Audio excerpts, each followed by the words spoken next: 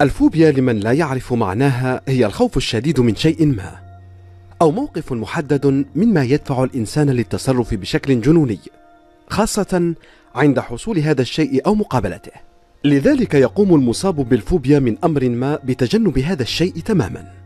وفي هذا الفيديو تستعرض لكم قناة ألعاب العقل أغرب أنواع الفوبيا على الإطلاق، فابقوا معنا.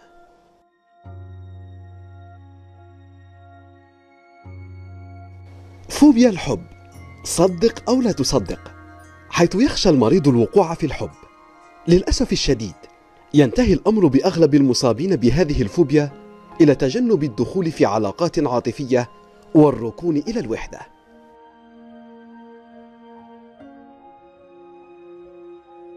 فوبيا اللحية، الخوف من اللحى يجعل الأشخاص الذين يعانون من هذه الفوبيا يعانون في الحصول على أصدقاء بكل تأكيد.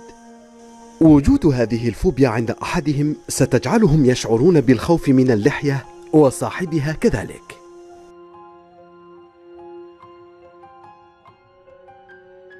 فوبيا الثقوب الصغيرة، هي الخوف من الثقوب الصغيرة ذات الشكل الدائري والمتساوية في الأحجام، خاصة إذا ما كانت الثقوب كثيرة ومتقاربة، مثل ثقوب خلية النحل أو الثقوب الموجودة في الإسفنجة.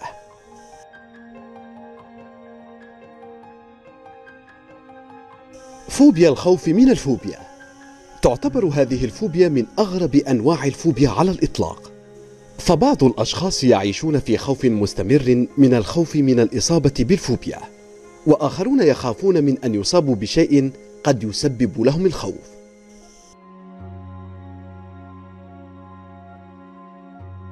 فوبيا النوم، هي الخوف اللامنطقي من الخلود إلى النوم، وفي أكثر الأحيان تكون هذه الفوبيا ناتجة عن شعور الشخص بأنه قد يفقد السيطرة على مجريات الأمور، خاصة إذا ما خلد إلى النوم. كما أن الكوابيس تعد من بين العوامل المسببة لهذا النوع من أنواع الفوبيا.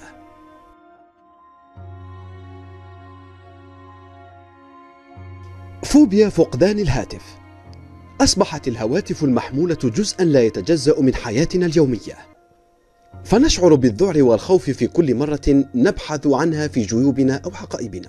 ولكن بعض الأشخاص يصل بهم الحد بالإصابة بنوبات ذعر وهلع، خاصة عندما يختفي لدقائق.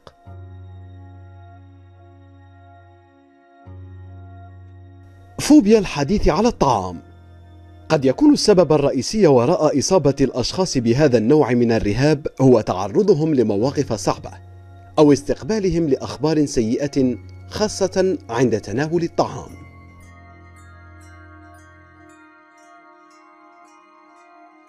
فوبيا التكلم على الهاتف، قد تبدو هذه الفوبيا غريبة، ولكن عددا كبيرا من الناس حول العالم لديهم خوف من التكلم على الهاتف، فالمصابون بهذه الفوبيا يفضلون استخدام الرسائل النصية أو البريد الإلكتروني للتواصل مع الآخرين، ومن الممكن أن تسبب لهم مكالمة هاتفية قصيرة حالة من الهلع. وأنت عزيزي المشاهد، هل لديك فوبيا غريبة كالتي ذكرناها سابقا؟ إلى هنا وصلنا لنهاية هذا الفيديو. إن أعجبكم محتوى قناة ألعاب العقل فيرجى الاشتراك بالقناة وتفعيل زر الجرس ليصلكم كل جديد، فدعمكم سند لنا.